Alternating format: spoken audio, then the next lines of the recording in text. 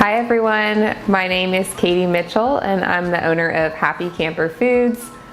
We are a local healthy breakfast and snack foods company, and I'm really excited to show you guys how we make our signature cardamom maple granola today.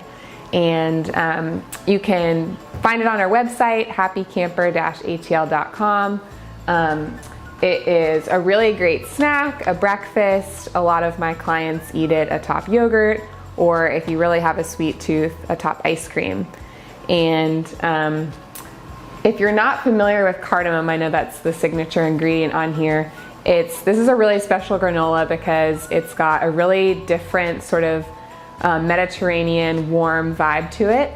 And I really like it because it's also not clumpy. So it's a really crispy, flat cereal, and it's a really good mix of both sweet and salty. So, and then there's a lot of substitutions that you can make throughout the recipe. So I can kind of walk you through, if you don't have some of these ingredients, the beauty is you can kind of substitute different things that you have in your pantry. So today I'm starting with some rolled oats, a couple spices. I've got kosher salt, about a tablespoon, a teaspoon of cardamom. That's the ingredient that I told you is a little bit Mediterranean. You can think of it as sort of a more savory cinnamon. And then I've got about a half a teaspoon of cinnamon. And I've got my oven on at 300 degrees. If your oven runs really hot, I would set it to about 275.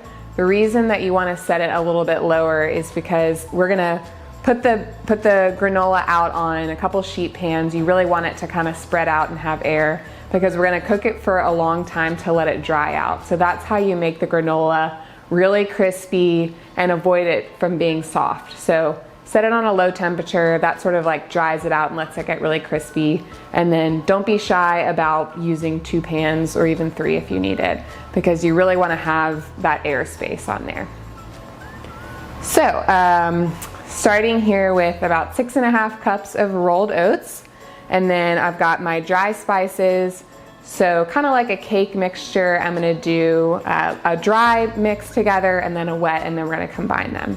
So I've got my dry going into my rolled oats, and just gonna kind of mix this all together with a spatula. Some people use a whisk, but because the oats are so big, I just feel like they get really stuck in the whisk.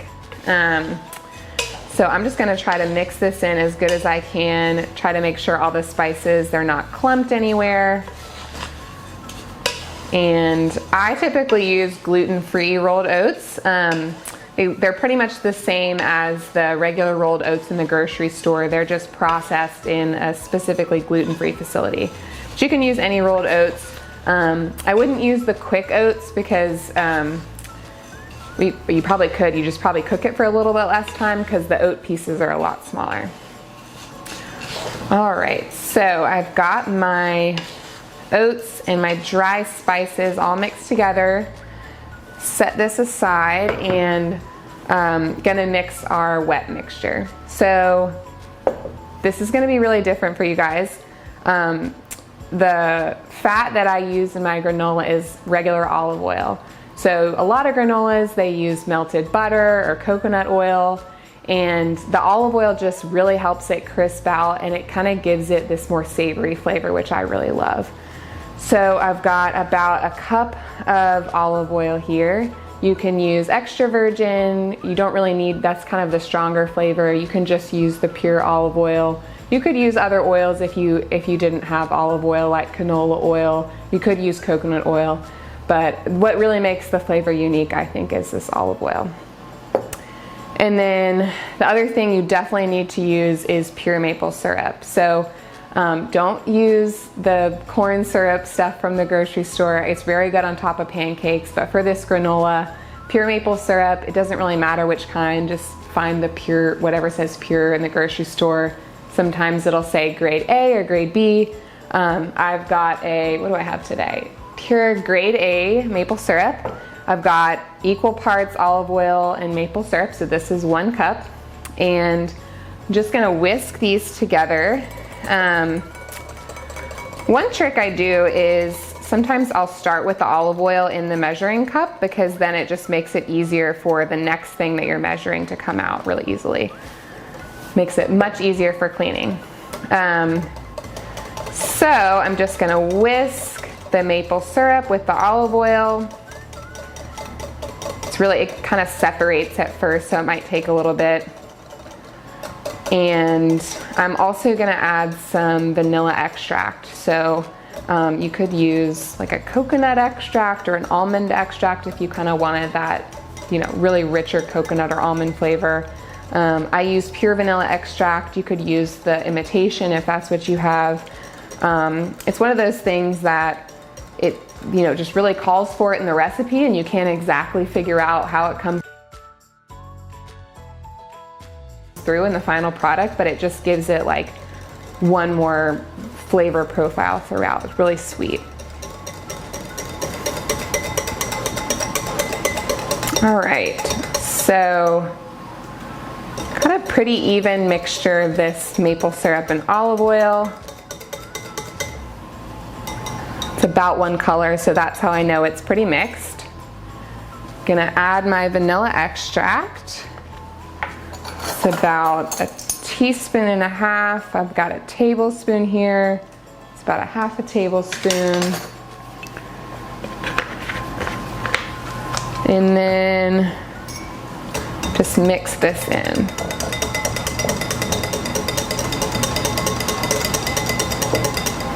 This whole recipe will take you about an hour from start to finish. So, you know, it's nice because it's something that you can just stick in the oven.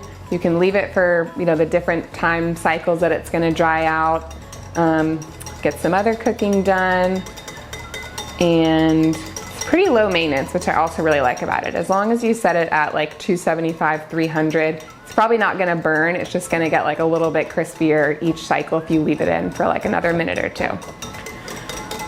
All right, so got my wet mixture together. And now, oops, this little bit of cinnamon didn't make it in there. So I'm gonna add most of my wet ingredients to the dry, and it's gonna go in the oven for the first 10 minutes.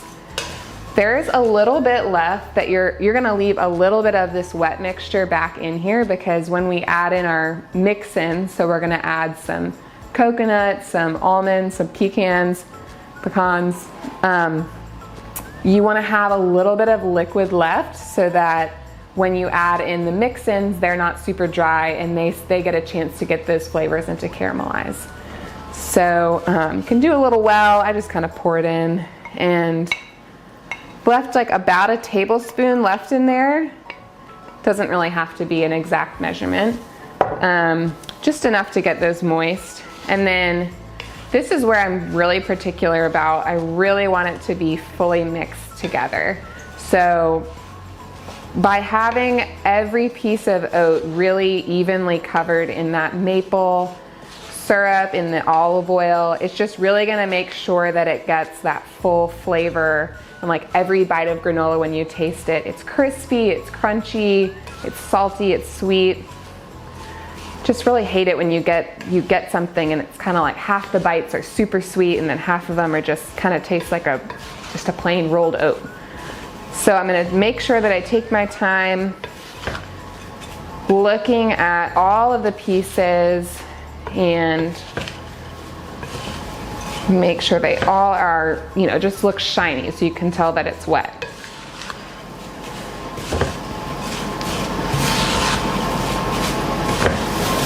All right.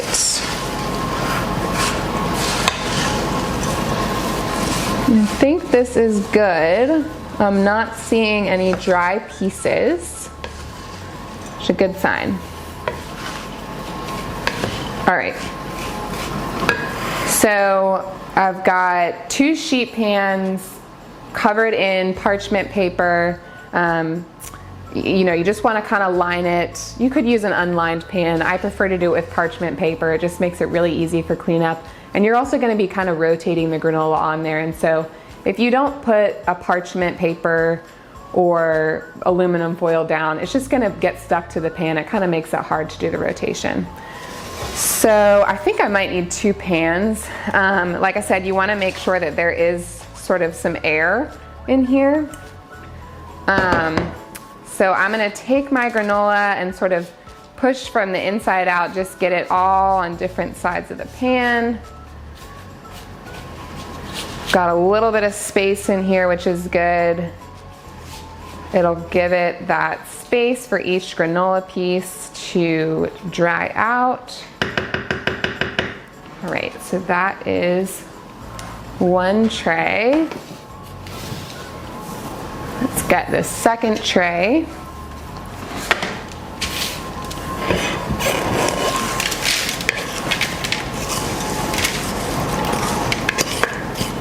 Try to get all of those pieces. Oh, it is smelling so good already.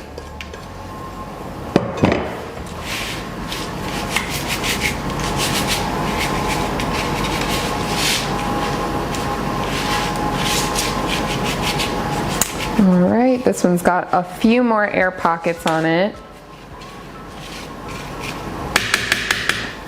Overall, it looks awesome. So I'm gonna put these in my preheated oven. Let's see. Just kind of have them on the middle racks. And we're gonna put these in. And while we prep the next section, we're gonna bake this for 10 minutes before we rotate it again.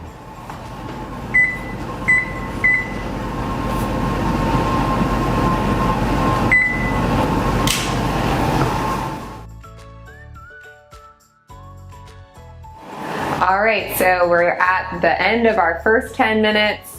The granola is starting to smell really warm and toasty. And I'm gonna take it out to rotate it. So this is really just gonna get it, the steam coming off, and make sure every piece gets toasted.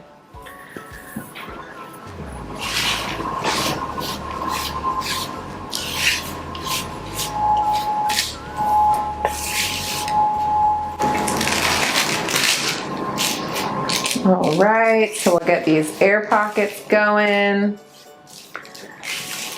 Make sure every corner has been turned. So also keep it from burning so that no one piece of granola gets stuck to the pan. Right, quickly gonna do this.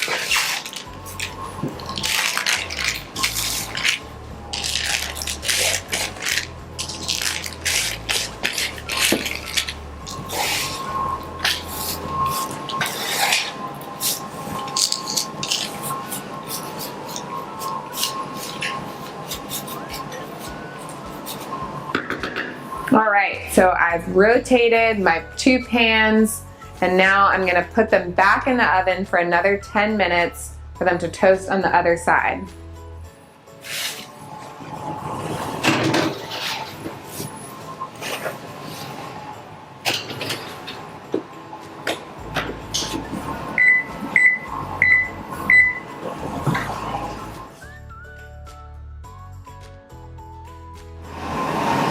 All right, so our granola has just finished its second 10 minutes in the oven. So it's been in the oven, it's baked so far total for 20 minutes. I'm gonna take it out and I'm gonna add the last step here. The last baking step is to add your mix-ins.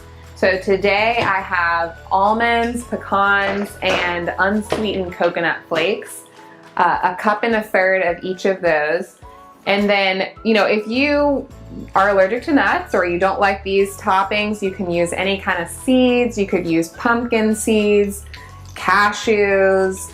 Trying to think, you could use cacao nibs, make it kind of chocolatey. I wouldn't put like chocolate chips in because that would kind of get all melted. But really like a dry seed or a nut. And we do add dried fruit, but we're gonna add the dried fruit at the end. So you're just gonna kind of dump the nuts on here and mix them in just as we were mixing the oats before. And then I'm gonna put them back in the oven for the last 10 minutes. When they come out, we'll let them cool and we'll add our dried cranberries at the very end. So again, I've mixed it with the last little bit of my maple syrup and olive oil so that you can tell there's a little bit of shine. It's gonna make sure that when the nuts toast, they start to release their oils, lots of flavor. They're also gonna pick up that really good mapley flavor with the vanilla extract and some olive oil on there. And this is the best part. Your kitchen should be smelling amazing by this point. Mine smells like a warm toasted cookie or a stack of pancakes. Oh, all right. So we're gonna stick these back in the oven. Try not to burn your hands. Last 10 minutes.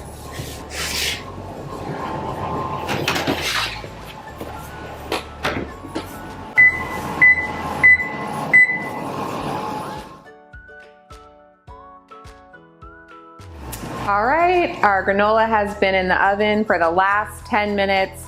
I'll let it go a couple more minutes to really make sure it gets nice and crispy.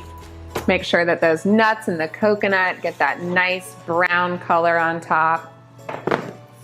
And I'm gonna take it out, let it cool on your stove or a cookie sheet. And then I like to take some dried fruit.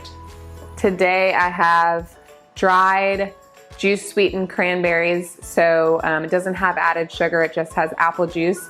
And it's good to, you don't have to put it on right away, but you can sprinkle them on a little bit after they've come out of the oven, and they'll take up, when the granola is still warm, it'll take up all that flavor. So I'm just gonna kind of sprinkle it liberally across the top. Let your granola dry, and there you go.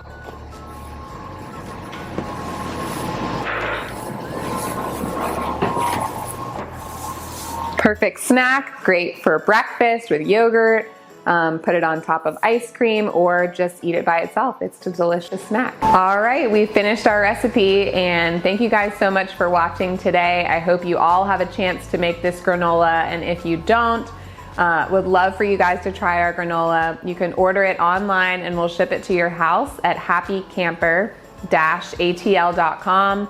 or you can buy it at Floral Park Market, which is on the west side. It's a great local food and gift shop. So would love your support, and I hope you enjoy.